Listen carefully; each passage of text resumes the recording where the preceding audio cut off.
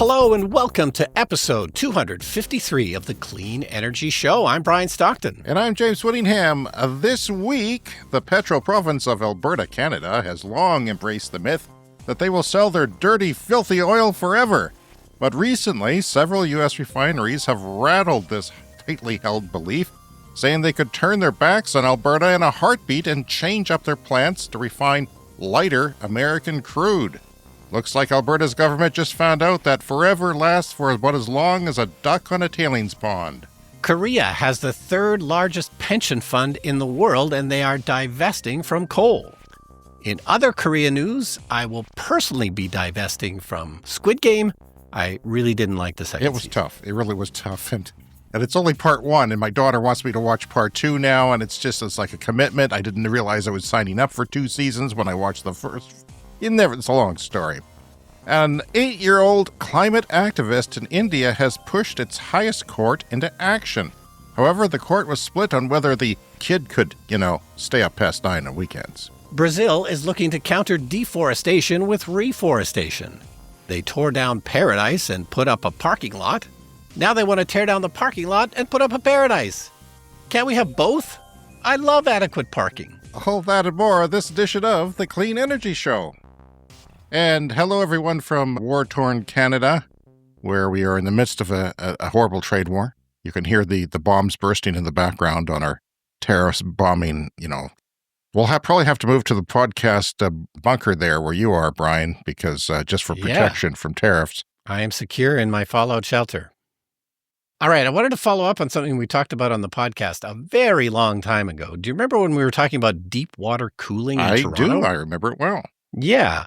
I like to visit Toronto occasionally. You and I both lived there at one time. Yes. Anyway, there's sort of an update. It's not late-breaking news or anything. It's just I just found out about this now, so I thought it was a fun sort of update to what we talked about before. So in Toronto, there's a company called Enwave, and they use deep water cooling. So Toronto's right by Lake Ontario, and it turns out if you get deep enough into one of the Great Lakes, the water at the bottom is basically a constant temperature of about 4 degrees Celsius or just above freezing.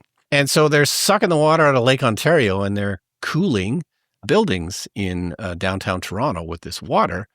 Anyway, it turns out they've been, sort of upgrading and expanding and doing more things. I didn't realize this. They're now heating and cooling 100 buildings in Toronto. What was it before? I'm not sure. It was like a handful of towers, I think, when we first started talking about it. Yeah, that's a lot, 100 buildings, unless, and especially how difficult it would be to run the plumbing everywhere, I assume. Yeah, there's a map on their website of where it's running to. So it seems a little bit different than other district heating systems like that we've talked about before in European countries. It'll tend to be like one neighborhood or one town or something like this. These pipes seem to go in kind of different places around Toronto. But anyway, the thing I just found out about is called The Well, and this is a big sort of shopping and office complex in Toronto that I had heard of. I've known about this. It's been open for a year or two, and there's, supposed to be nice shopping there, and there's office space, and there's residential. It's a pretty big complex of several buildings. Anyway, it's called The Well because they built a giant well underneath it, like a giant tank, really. Okay. And they're using it for thermal storage, which is another thing we've been talking about more often on the podcast lately. There was that town in Sweden. They're filling up their abandoned caves under the city with hot water, to do some heating in the winter. Anyway, so it's the size of 3 Olympic swimming pools, which didn't sound that big to me. I mean, I know that's a big pool, but it's a giant water tank, and they basically fill it up with cold water in the summer to help with cooling, and then they fill it up with hot water in the winter to help with heating. And the ability to use it as a battery, a thermal storage battery, they say really evens out the cost of this and makes the heating and cooling, makes the heating on par with natural gas in terms of the cost, because they can heat the water with electricity when the prices are low and then discharge it during peak times. And the same thing with cooling. And apparently they do sometimes run out of cold water from Lake Ontario in the system. So if they ever have to, they use electricity to cool the water.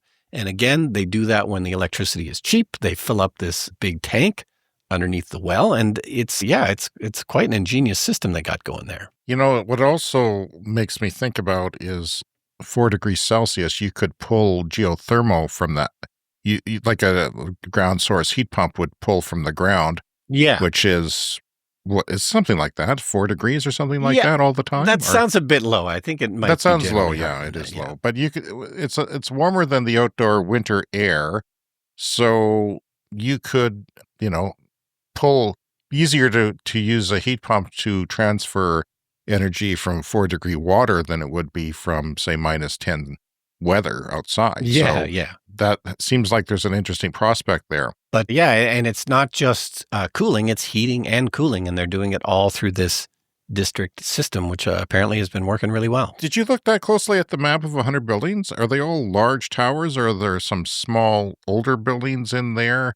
I'm wondering if it's just everything in an area or if they've selected certain buildings. Yeah, well, again, it's on their website, or this one is thewelltoronto.com, and it just sort of explains how this all works. But no, the buildings are not all together. They're kind of spread Okay. out, and it's a network of pipes that just goes to, I guess, whatever buildings they have contracts with to actually do this. And they must have had some government help from that as well. So my daughter calls me the other day in the middle of a school day, and then she says, I'm going to put my teacher on the line. So I'm thinking, okay. Flashbacks to, James, I mean, you thought you were in trouble with the teacher. Yeah. Well, she said this was the teacher who drives the Hyundai Ioniq 6. And I was behind him in a Tim Hortons drive-through line once, and I always drop my daughter off to school 3 days a week. So I see that car. I envy the car. It's not my ideal car, but it's better than what I have. So I envy it, and it's a really nice electric car. And yeah, his broke down. So she phoned me as if I had the answers. The host of the Clean Energy Show, the non-electrical engineer, non-automotive engineer, the regular guy that I am. But she was impressed with what I spat out. I did some quick research, and he was aware that there were some recalls. I think what had happened is that the cooling fluid, there's a cooling fluid loop to the motor, and it broke and leaked on something, an ICCU unit and its fuse, which is what has been being recalled. And when that happens, the 12-volt battery goes down. Now, you might think the 12-volt battery is not important, but without that, your car would stop running if you think about it, if it just completely went dead. So that's a dangerous situation, which is why there's recall. Yeah, electric cars still have a traditional 12-volt battery, much like regular cars do, because that's just how usually the interior systems of the car will work. Yeah, the computer system and the battery management system, everything's being controlled from that, not the 400 or 800 volts, 800 in this case from the battery, or from the the traction battery that moves the car, the big one. There's 2 different batteries. I felt terrible for him. I feel like this is the guy that I criticized for not going to British Columbia last summer. He turned around in Moose Jaw an hour away and came back and got his combustion vehicle because he got worried, nervous about chargers. Yeah. And I think Hyundai's on the supercharger access now, right? Yeah. So I've got my thing, and I'm starting to look at my trip to the West Coast this summer because my kids out there have got a free lodging. So I figure I have to take advantage of free lodging and spend a couple $100 in electricity or something to get there. And yeah, the Tesla network is making a difference. I can tell now that there are places that there's actually quite a few new Tesla charging networks showing up between here and, say, the British Columbia border. Oh, I didn't know that. There's one or two, they make a difference. So, and then there's one that I didn't realize was there in a town that didn't have, there's a couple places that didn't have much or any non-Tesla chargers. So, that helps because that's a charging desert out there. So that's actually a place that is probably going to pay for my, if nothing else, it's peace of mind, but it'll pay for my adapter that I spent a couple $100 on to adapt my non-Tesla car to the Tesla charging network. And it is more expensive, so I would avoid Tesla when possible, but it's also convenient because they're always there. And there's like I say, there's a lot of places that I go to that have 2 chargers. So do you want to take a chance that 2 chargers are full, or do you want to go to a Tesla with 8 and hope that they're not, think that there's a better chance? So, and I'll try and avoid a long weekend this year. And something we didn't mention, so I haven't been to a Tesla charging station recently, but they've adopted a waiting queue system. This was reported a couple of weeks ago where if you get to a Tesla charger and it's full,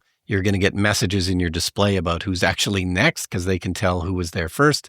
Because, I had that problem when I was in Calgary because they only had one charger there and it Right, was at the super time. busy. And people were coming in from both ends and sort of waiting there for a free charger. And then, well, how do you know who was there first? But now there's some sort of internal car kind of line system. Well, I'm looking forward to that trip, but I'm a little disappointed in Hyundai and Kia for putting out these cars that apparently a lot of the Hyundai Ioniq 5s are needing work too. And I wasn't sure, but I said my friend, his car is working well because as far as I know it is. Yeah. So that gave him some reassurance. And I said, first model year issues are going to be a thing. So he's kind of jumped on one of the earlier ones that came out, the Ioniq 6. No, But it makes everybody look bad, Brian. It makes, Yeah. his neighbors are going to say, aha, he's driving a loaner because it's a long time to get the parts too. Yeah. And, then you lose confidence in your car and you wonder, well, is it going to break down if I take it on a trip? And I empathize with that. And it's not what we need. We need to get these cars right before, even if they are first year, get them right. And of course, we've reported on other problems before, like the Chevy Bolts, like they had to have their batteries recalled. That was a huge deal.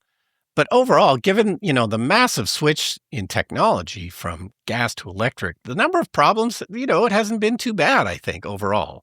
But, when you get stuck with a problem like that, it certainly doesn't feel like that. So a lot of these Kia and Hyundai cars, the dealers will inspect and replace the ICCU and its fuse as necessary. In addition, dealers will update the software for it, and all repairs are performed free of charge. But, it's just sad, and I wish it doesn't happen. And I feel, I was put on the, me, the advocate of EVs, was put on the spot. He loves the car, he says, but it's 2 or 3 month wait for the parts. So he has a loaner from the dealer that is a combustion car, I believe. Hey, Saul Griffith, I like him. He's an advocate for clean energy. He's also an engineer and a startup guy. He's started up many different things, including founding Rewiring America and Rewiring Australia, where he's back now in Australia after, I think, about 20 years in Silicon Valley, where he started up all kinds of companies. These are nonpartisan organizations dedicated to electrification and decarbonization. That's important to note that they are nonpartisan because they try to make everybody happy on all sides of the spectrum when it comes to government policy and the associated policy and regulatory implications of meeting our climate goals. He was on the Fully Charged podcast, and I enjoyed hearing him talk.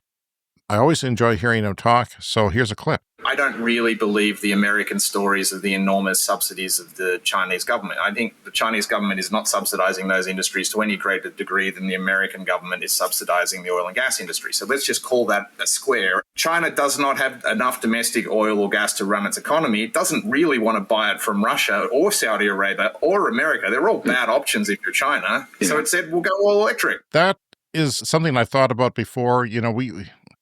It's sometimes hard to quantify the actual subsidies we put in, but we also subsidize the auto industry here in some respects. Yeah, so many things are subsidized. But certainly oil and gas is subsidized in, I think trillions of dollars worldwide every year, or 1 trillion anyway.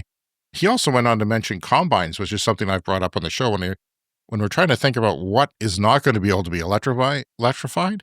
Well, we think of long-haul jet flights, and we think of combines is something that I thought, because we live in, wheat country here in Canada on the prairies. Yeah. And we see combines working 24 hours a day. They'll go strong because when the time is right, then you have to worry about frost. You have to worry about rain. Yeah. So when the time is right, you go around the clock. It's a weird case where they do have to run like crazy to get the crop off. So you can't, stop and charge it for 5 hours. A big combine would have to run for a long time.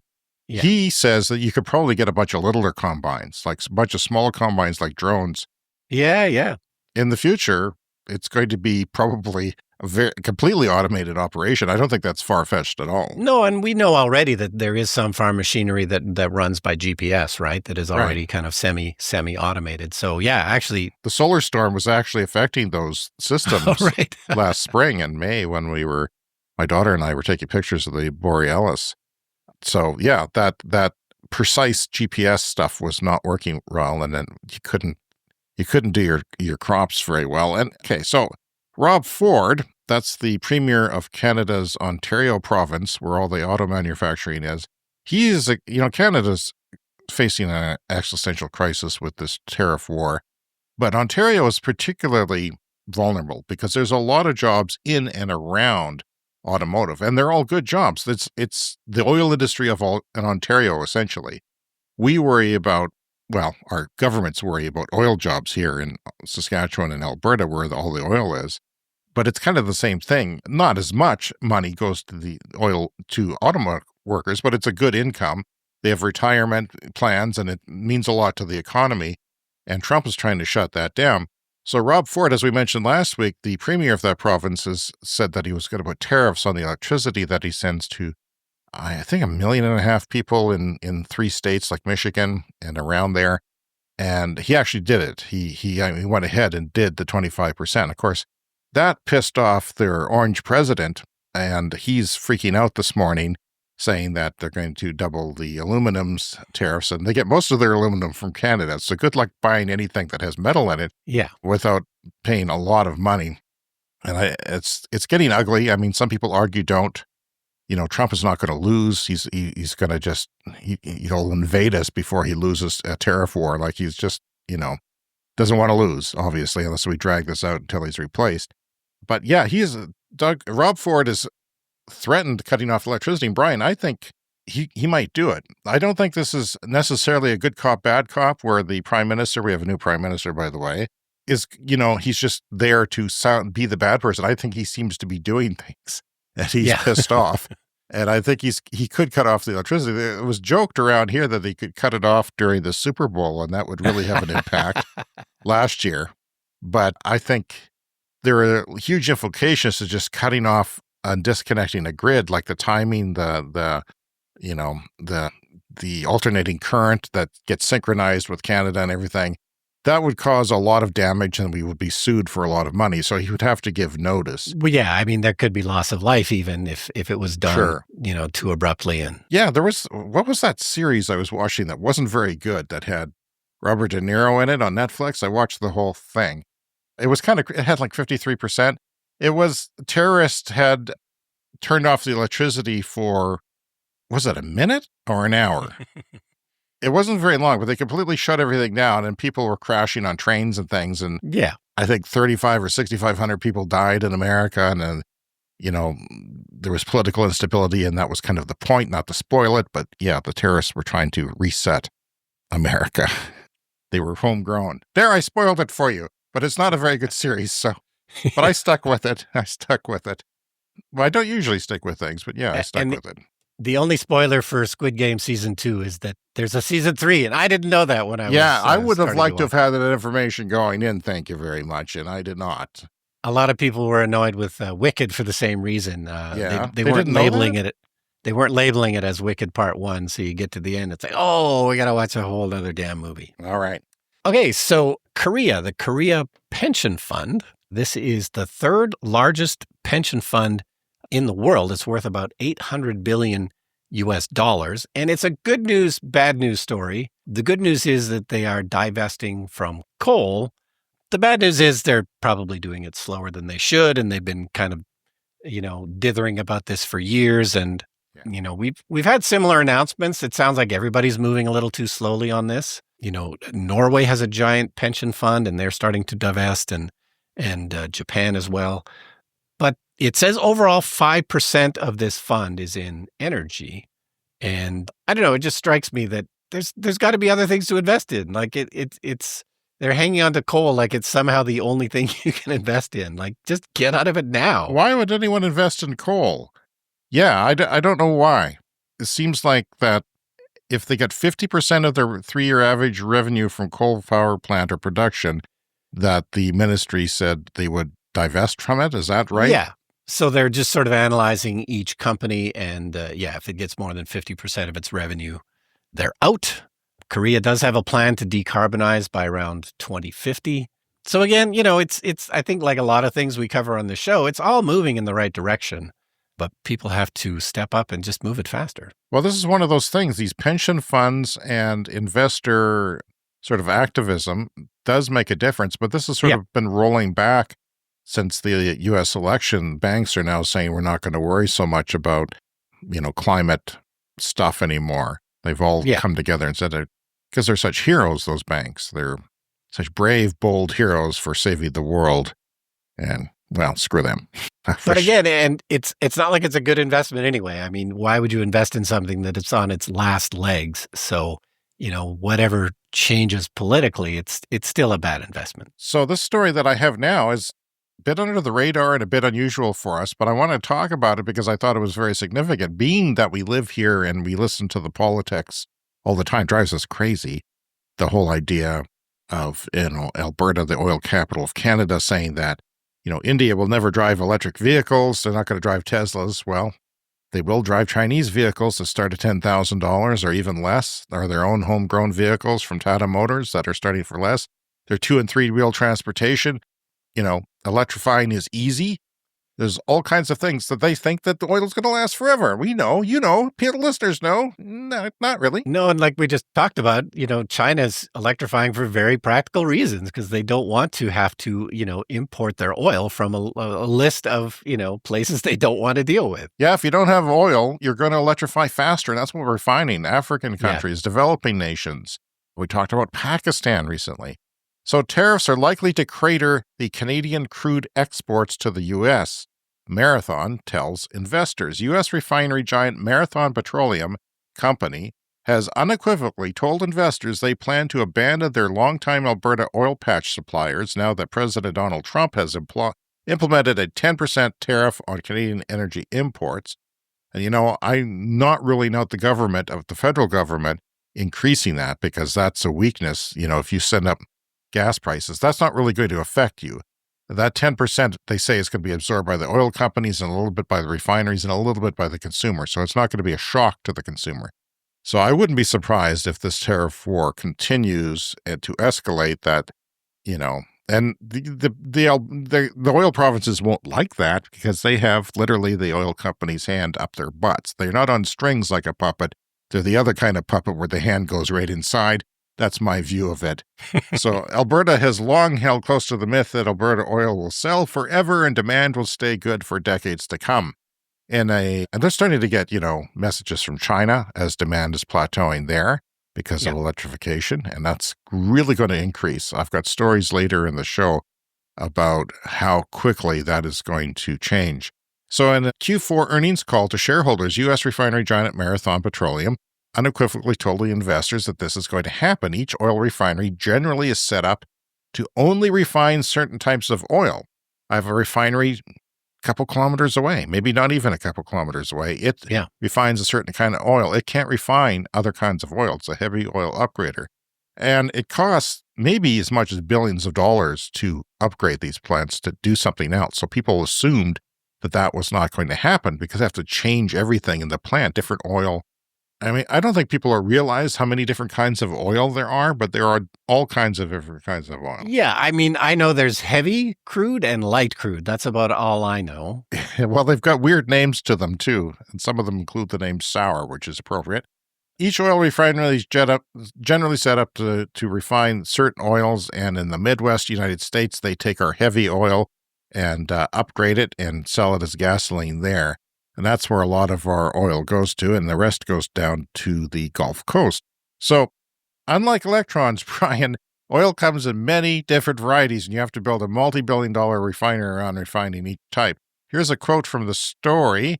"We could look to pivot to alternative crudes because of our logistics capabilities," said Rick Heslane, Chief Commercial Officer at Marathon. He assured investors asking about the company's tariff exposure to the Canadian heavy oil. I would give you crudes to think of such as Bakken, Rockies, Utica, Marcellus, which that's one I haven't heard of before, as a few that we could switch to. So those are all different kinds of oils, Brian. Well, Bakken, which comes from around here in North Dakota, right? Yeah, the Bakken is, where we live. Yeah, here in North Dakota. Here in North Dakota? We're not North Dakota. You just said here in North Dakota. Here and North Dakota. Okay, here and. I didn't hear the and part. Although I am going there next week, so okay, look out, North Dakota. Brian's coming. You know what happened to Wisconsin, so just be careful. Rockies, Utica, Marcellus. We do believe the producer will bear a large part of the impact. So I would say a light switch, a switch from heavy to light within our system, we believe would have minimal impact. And that is something that the Canadian oil evil people have not thought could possibly happen. Yes, they thought that they would not have their backs turned on them. Yeah, and not to mention the fact that, the oil from Alberta is oil sands oil, which is very energy intensive to produce. It's the most expensive oil to produce. So, naturally, it's going to be susceptible to any slight increase. So we sort of expected them to have problems eventually anyway, just because of the cost. But, sure, a little 10% is enough to knock it over the edge of being not profitable. It's actually fairly significant to the Alberta economy. Canada produces about 5 million barrels of crude per day, 80% of which is delivered to refineries in the United States. Marathon is the biggest of those American processors, handling 2.5 million barrels per day. Almost half of Marathon's capacity is located in the U.S. Midwest, which is the largest U.S. export region for Canadian crude. Now, this story was from DeSmog. And they write, the biggest U.S. and Reuters, I should point out. Reuters had the original story. DeSmog picked up on it and added some context and commentary. The biggest U.S. buyers of oil sands crude will have revealed how quickly the Albertan economy will be thrown under the bus if their short-term profitability pointed elsewhere. This truth bomb lay waste to a cherished narrative within the Alberta oil patch that their global market position is secure for decades into the future. Premier Daniel Smith has regularly boasted there is room to double provincial production, which I'm sure she would love to do. They have no sales tax there. They've never had sales tax in my lifetime. And, that's because they're rich with crude. Yes, Texas tea, as they say. Yes, if you read the Beverly Hillbillies, which you're not. Yeah, so that figure surprises me. 80% is exported to the U.S. I wouldn't have realized that it was that high. And of course, there's a big movement now, buy Canadian here in Canada. Everybody wants to avoid the tariffs by doing more business in Canada, but nobody can flip a switch and do something different with 80% of what's coming out of those oil sands. So this is going to be a very difficult problem. And remember, the United States is producing a lot more oil due to fracking technology than they used to, and they're self-sufficient, essentially. Yeah, going back to the energy crisis from the 70s when, they realized that they had to produce more of their own oil to be less dependent on foreign nations, which we were just talking about. But such a switch would not happen overnight. When a refinery goes down, oil prices go up. Because, there's been storms and things that have knocked out refineries and gas prices have gone up. And gas prices, of course, people are not, they're wary of inflation. So when gas goes up, then the masses get uneasy politically. There's unrest. Everyone, I'd like you to contact us by email, cleanenergyshow@gmail.com. We'd love to hear from you. Hey, congrats to Derek Green, who won a one-year membership in our Patreon Clean Club last week. I informed him of his win, and he wrote back, "That is awesome. Thanks very much, and thanks for continuing the great show." And thanks for listening, Derek. Derek got access to our library of bonus podcasts, including last week's Patreon episode, where we discussed the crater that killed the dinosaurs and how the oil industry kept it quiet, the discovery of the crater for a whole decade. And that was pretty significant in the grand scheme of the advancement of science. Crypto mining buys coal plants, and sustainable Tim Hortons and EV Chargers, a local entrepreneur. We have to go there because that's in our town. The chargers are active now. They got these new chargers that are active from Flow, these new generation chargers. So I'd like to give that a try. If we do have coffee there sometime, I want you to try charging my car, because you have to use CCS1 before it's gone so that you can tell your great-grandchildren about it. And we also talked about a blimp causing a power outage in Texas from a rogue U.S. Customs surveillance blimp, and heat pump home tours in the UK, and Toyota's $15,000 EV only in China. Support the podcast today by going to patreon.com/cleanenergyshow. You can sign up for a free Patreon account and follow us, or you can donate as little as $1 a month. And if you really want to support the show, you can get into one of our clean clubs, and you'll get free podcasts that we make just for our Patreon Clean Club members. And thanks to Jeff, who gave us a kind donation on PayPal and wrote that he has moved from a Tesla to a Hyundai Ioniq 6 lease. I hear there's a recall. Just be careful, Jeff, and make sure you get your recalls done quickly. He says partly because he was worried about the resale value of the Tesla. There's a lot of anti-Tesla sentiment out there right now in the news anyway. We'd love to hear from our listeners, cleanenergyshow@gmail.com. And you can also leave us a voicemail online at speakpipe.com/cleanenergyshow, just like Ali did this week. Hi, my name is Ali. I've been a long-time listener, and I started a YouTube channel called Clean Titans, talking to visionaries and innovators who are helping to clean up our future. I would love to get your feedback and suggestions on people I should interview. Thanks. Again, the channel is Clean Titans. Thank you, Ellie, for leaving us a voicemail, and thank you for jumping on the clean energy bandwagon and making content. But I'd have to say you're barking up the wrong tree because Brian and I are not prolific YouTubers. we have a small presence on YouTube, I would say. Yeah. I have a bigger presence with my Star Trek bloopers that I just posted on my YouTube channel. So it's a long story, but and now it's going to go even higher because, the Clean Energy Show listeners will go look for that. But yeah, my brother had a Super 8 reel of Star Trek bloopers that he bought back in the 80s, and I digitized it and put it on my YouTube channel. 3,300 views so far, and it's climbing every day. People love What format was it on? What do you mean? Like Super 8? When your brother, it was Super 8, right? Yeah.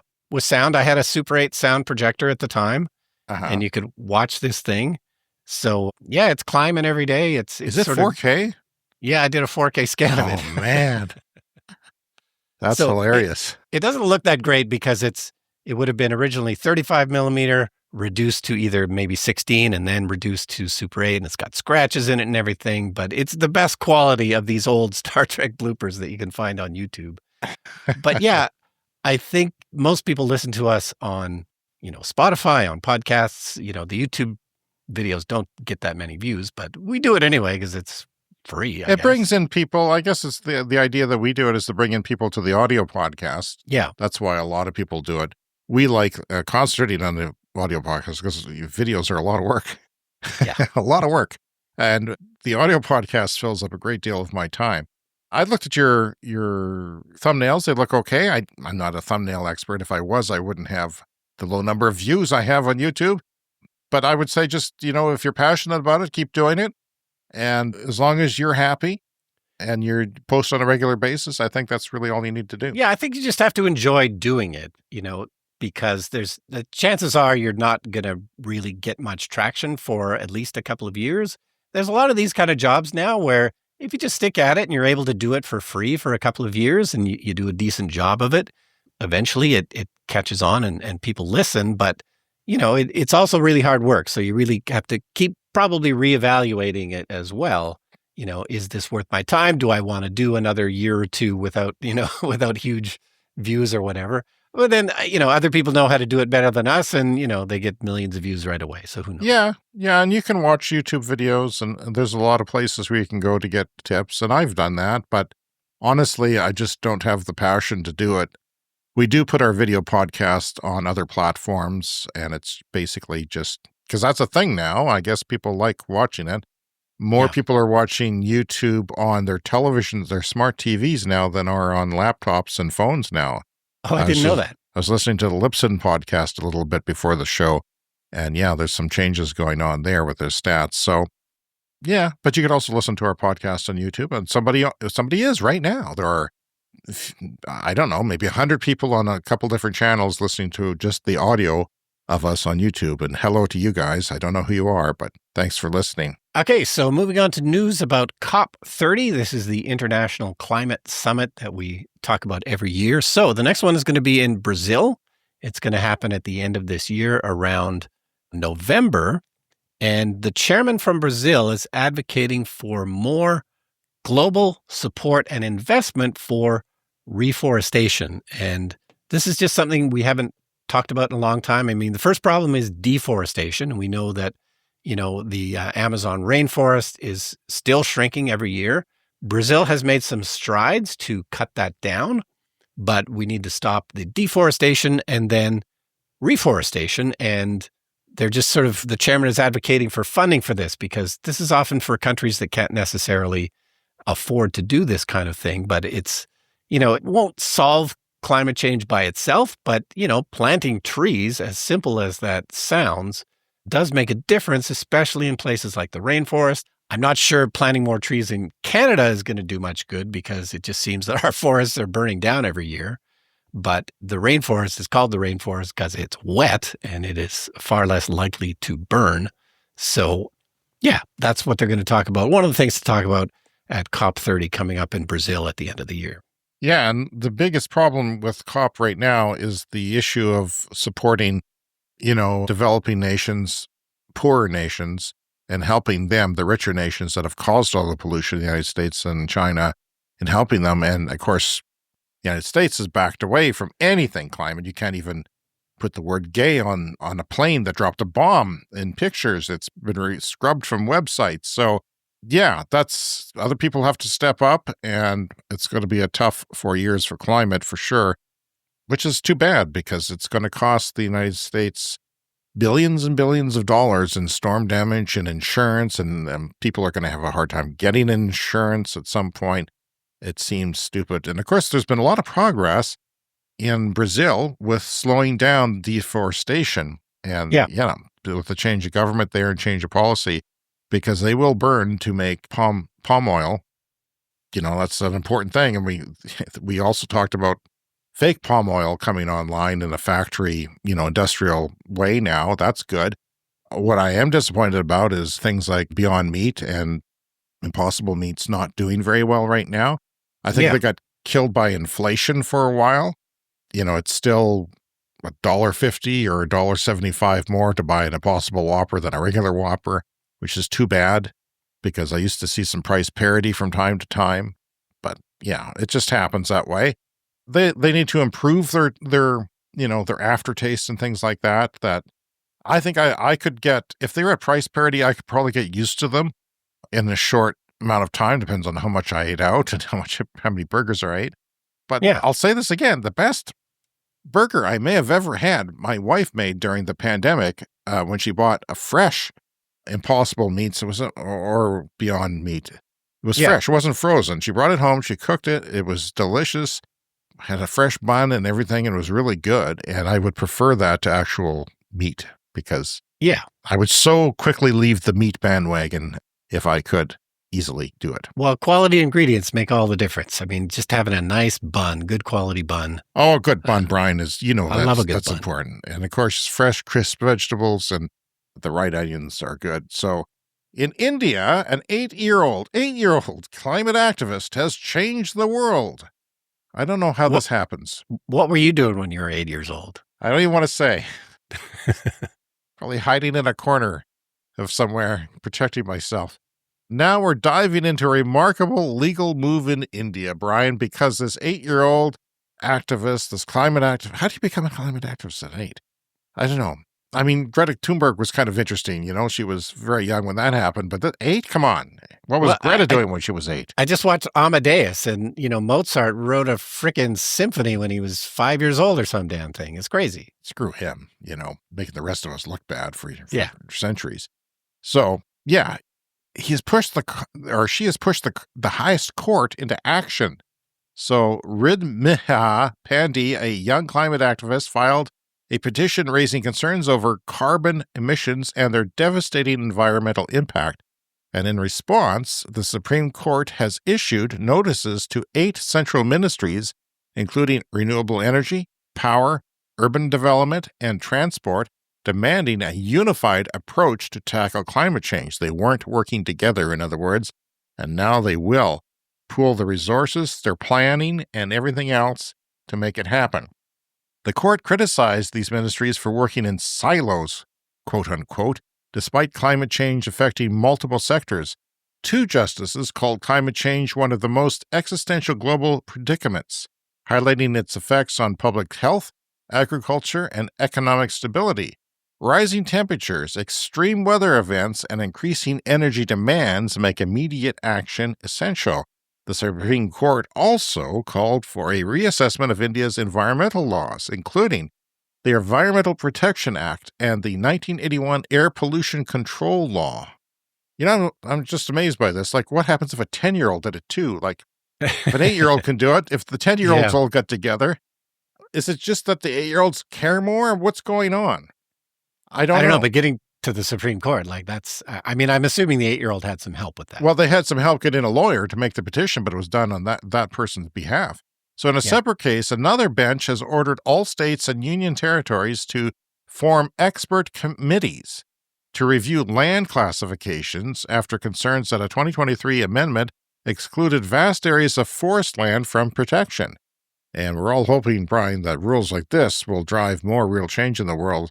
There was kids in Montana, teens and preteens, who, won a court case in the Supreme Court there, and they won the review when it was reviewed and appealed. They won that appeal at the Supreme Court level. So it's, they said it was in the Constitution, and they've won. So now that's over, and good to see.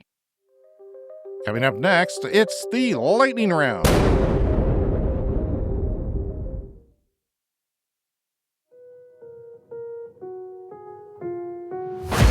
Time for the lightning round. The lightning round is a fast-paced look at the latest headlines in climate, clean energy, and transportation. Activist Erin Brockovich. You remember her, Brian, from the movie Erin Brockovich. Played by, do you remember? Julia Roberts. Yes. Directed by Steven Soderbergh. Yeah. Is now publicly fighting. She was an activist then against bad things. Now she's publicly fighting for regulatory oversight of the battery storage industry after the Moss Landing fire in California. That's when an energy storage plant with all these sort of containers, these rectangular containers, went up in flames. Like a couple of them overheated and maybe set off the other ones. Now, I would be concerned if I was downwind from that. I don't know what fumes go. And I think that's her concern, is that they aren't talking about it. Her concern is there's too much silence and people need to be forthright. So she's drawing attention to this because, there will be a lot of batteries around. And when there are fires with the current technology, there's more likely fires than future technology we see in the pipeline. Well, that we want to know what's going on. We want to know if we're breathing bad air. Yeah, not so much worried about other things like fires, though, right? I mean, it's probably not going to start a forest fire. Well, I mean, hopefully they're positioned in a place where that's not likely to happen. But we do talk about these battery fires from time to time. There's not a huge number of them, but this is something that will eventually be figured out so it doesn't happen anymore. But for the time being, it's a real concern. The new second in command at the U.S. Environmental Protection Agency made nearly $3.2 million in 2024, representing a range of fossil fuel companies who fought against pollution cases and enforcement actions. So that's a good person to have in charge of the EPA. His clients included Chevron, Sunoco Pipeline, and more. So congratulations there, U.S. government. Premier of Ontario confirms 25% tariffs, and it'll be starting this week on Monday.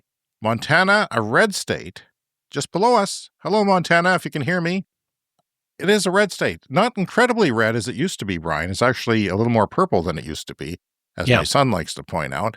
It produced 90.4% of the electricity it consumed in 2024 with just wind, water, and solar. Wind was 35%, 52% hydro, it looks like, and 3% solar, which is not much, but it's still more than 3 times more than what we have, and we have just as good sun, or not better. Yeah, very similar climate and terrain, so we got to do better. So my son points out, he's a political junkie in the making. He says that a lot of people like your David Lettermans and other people are moving to Montana. Rich people are moving there for the scenery, and they're bringing their liberal views with them. Oh, is that what it is? Yeah.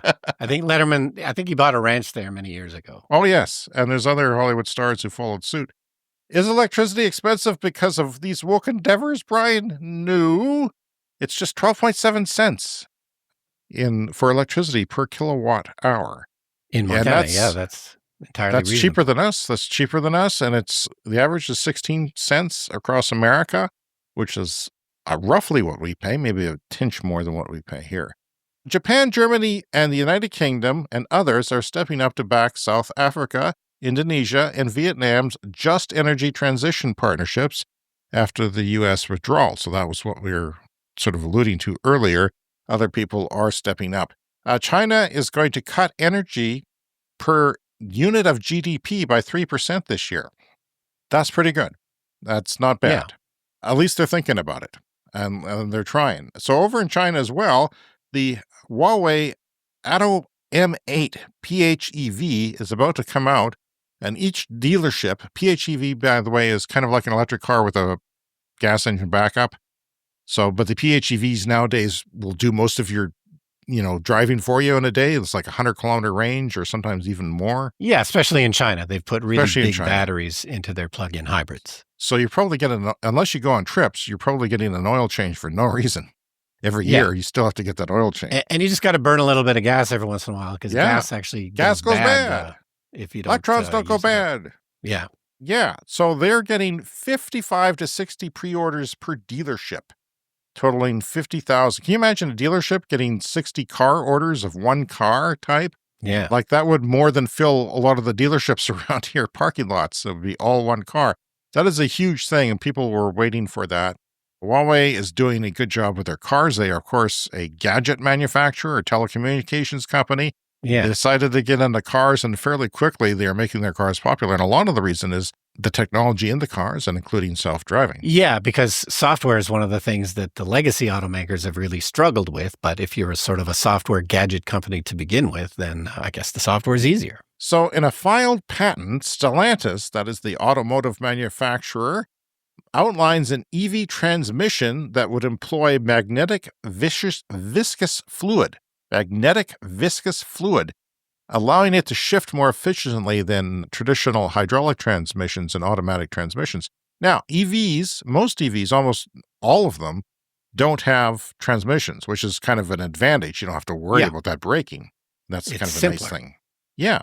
There are some people, I think is there a Porsche or some higher end cars that have like a 2-speed transmission. So when you hit the highway, the revving, there's less pressure, less torque, less oomph, but it's more efficient. It rides at a slower speed. Yeah, and I guess if your EV did have a transmission, it has the potential to be overall more efficient. But I guess up till now, the problem has been it's just not made sense. It's too expensive to put in a transmission. The savings, whatever efficiencies, aren't necessarily worth it, but perhaps that patent with magnetic viscous fluid, whatever the hell that is, makes it all possible. Sounds good.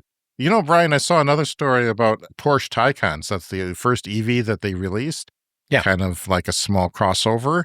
I think it goes back to 2019. Predates our podcast. Yes, and I believe those have a 2-speed transmission. They are selling for $40,000 to $50,000 used in the United States. And I tell you, it makes me want to go get a real job because I like the Porsche Taycan. It charges fast. It does everything well. It's nice styling inside and out. And just, it's one of the most successful, well done, properly done EVs out there. And I don't think it's had any, major mechanical issues either. They got that down pretty good too. Yeah, I just watched the movie Tar with Cate Blanchett from a year or two ago. Yeah, she drives the Porsche Taycan in that, which fits her character nicely in that movie. I mentioned that before on the show. I really think that's one of my favorite performances of an actor of all time. Like it's pretty remarkable. It's pretty great. Okay, so in the first week of March, the ERCOT power grid that supplies nearly all of Texas. Texas is famous for having not really connected to the outside world. It's got its own island of a power grid, and it's called ERCOT. That is an acronym. Don't ask me what it stands for, but it's there. It's got a nice ring to it. It supplies nearly all of Texas. It set records for most wind production, most solar production, and greatest battery discharge. And Brian, that is going to have to do it for this week. Thanks for listening to the show. We really appreciate all your support on Patreon, and keep those emails coming, cleanenergyshow@gmail.com. Where can they follow us on social media? Social media, it's Clean Energy Pod. Yeah, thanks for all those Patreon members, including Clean Club Executive members Green Bastard and Brett Rutley. And you guys, all you guys in the Clean Club, as you can sign up, you can get ad-free episodes, exclusive access to our Clean Energy Show Discord server, discounts at our merch store, early access to our episodes before the public, behind-the-scenes material, and private updates. Thank you credits on our video podcast and shout-outs once a month or more on our audio podcast. And we just want to really thank everyone supporting the show. You're making it happen. And thanks to all those who have supported us. We're just single and sometimes reoccurring PayPal donations. Those make a huge difference too. You're not asking for anything in return. You just want to support the show. That means a lot to us. Thank you. We'll see you again in 7 days. See you next week.